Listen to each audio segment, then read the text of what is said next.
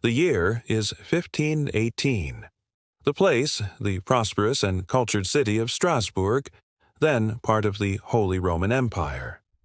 But paradise is about to become pandemonium, for in the summer of that year, a woman will step into the streets and begin dancing uncontrollably. Not a jig or a waltz, but in an uncontrollable frenzy, and she won't stop until she drops dead. Over the next 2 months, dozens, then hundreds of other townspeople will join her, dancing endlessly, day and night until exhaustion or even death overtakes them. Musicians are called in, wine is served, and the entire town is thrown into chaos. So, what was going on here? Why are these otherwise ordinary men and women overcome by an urge to dance themselves to death? And what does it mean for our understanding of the human psyche when faced with extreme stress? This is the strange and terrifying story of the dancing plague of 1518. It all began in July when a 23-year-old woman named Frau Troffea was caught dancing in the streets of Strasbourg. Her frenzied movements and wild eyes terrified onlookers. Unable to stop herself, she danced for days without sleep or food until she collapsed, exhausted. But as she lay there, still delirious, other women began joining her, entranced by an unseen force. Soon, dozens were dancing in the streets, their bodies racked with convulsions and foaming at the mouth.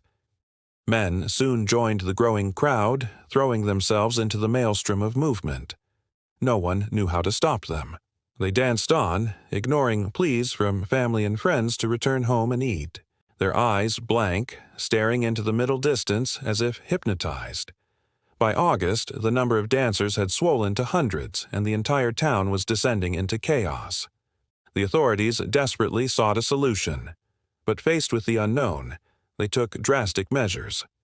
Rather than ending the dancing, which many saw as a sign of great suffering, the magistrates decided the dancers needed to dance it out. So music was hired, wine flowed, and the dancing continued day and night. But this only made the situation worse. For 8 long weeks the dancing continued, consuming the lives of those afflicted. Many fell ill, suffering from strokes, heart attacks, and other ailments. Some died right there in the streets, but still the dancing continued as if nothing had happened. Was this a miracle? A punishment from God or something else entirely? As the crisis deepened, people turned to religion for answers. The dancing plague, as it came to be known, struck fear and awe in equal measure. Could it possibly be a curse from Saint Vitus, the patron saint of dancers and epileptics? Had the good people of Strasbourg angered the saint and were now facing his wrath? Some started calling the mysterious ailment chorea, Latin for dance, because they believed it was Saint Vitus exacting revenge. In fact, Saint Vitus is still invoked today to repel dancing mania in parts of Europe, perhaps an echo of the strange events of 1518. But others argued the dancing plague was not divine retribution, but a human failing, brought on by years of extreme stress, famine, and disease that plagued the region, a heavy toll on the populace. Perhaps the dancing plague wasn't a supernatural visitation, but a sudden collective breakdown. Were these men and women driven to madness by some toxic substance, an unseen presence, or something lurking in the shadows? One theory holds that the victims of the dancing plague suffered from a rare but terrifying condition known as ergotism, caused by the hallucinogenic mold found on rye bread. When consumed, the fungus produces toxins that can cause convulsions, hallucinations, burning sensations, and uncontrollable urges to move. In fact, some have argued that the dancing plague was really a series of ergot poisoning outbreaks occurring simultaneously. The idea fits some of the symptoms reported, but doesn't explain how so many people were affected at once, or how the dancing continued for weeks on end. Another explanation focuses on the social and psychological conditions of the time. Strasbourg had suffered greatly during the previous decade.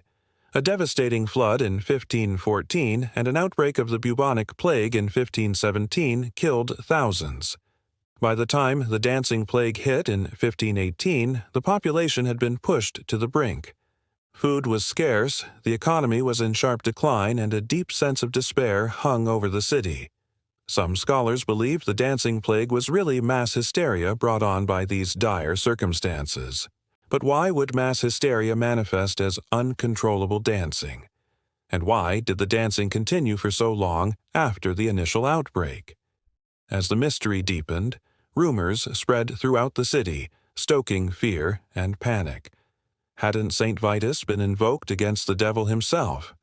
Was the dancing plague demonic possession in disguise? Such beliefs led to the arrest of several young men who were accused of witchcraft and inciting the dancing plague through dark pacts with the devil. But these claims were almost certainly false, a desperate attempt to find a culprit in an already chaotic situation. So, what actually caused the dancing plague? Unfortunately, we may never know for sure. The true cause remains a baffling medical mystery to this day. All we have are theories and educated guesses. Yet, whatever the cause, the consequences were all too real. As the dancing plague raged, the authorities grew increasingly alarmed.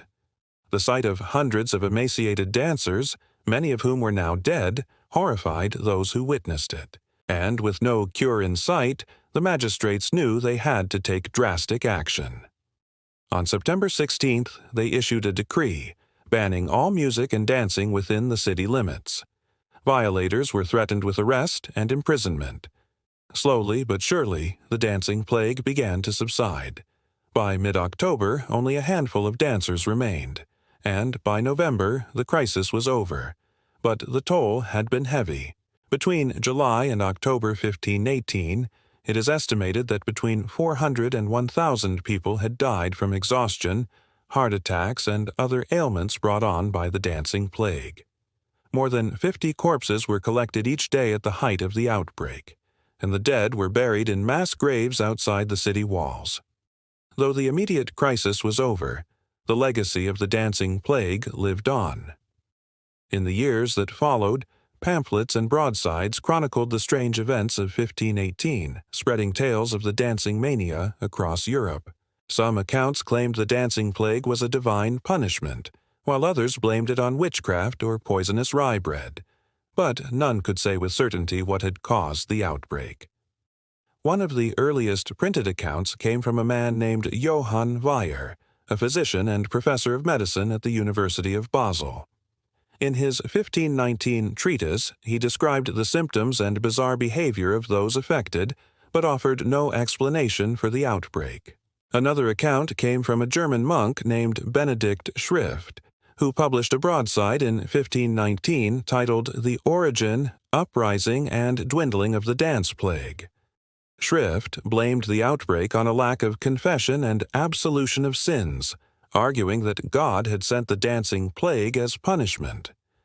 Other pamphlets were more lurid, alleging that young men had corrupted maidens and unleashed a satanic dance frenzy upon the city. And while these claims are almost certainly false, they show how desperate people were for an explanation in the face of such a terrifying outbreak. Despite the numerous theories that emerged, the true cause of the dancing plague remains unknown.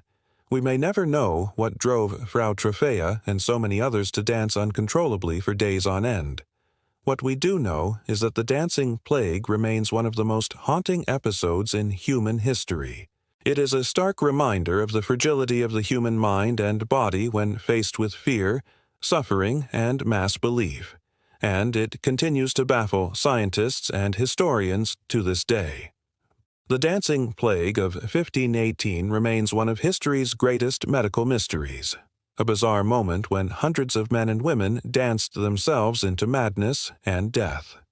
And as we look back on this tragic event, we are reminded of the power of the human spirit to endure even in the darkest of times. Thank you for watching.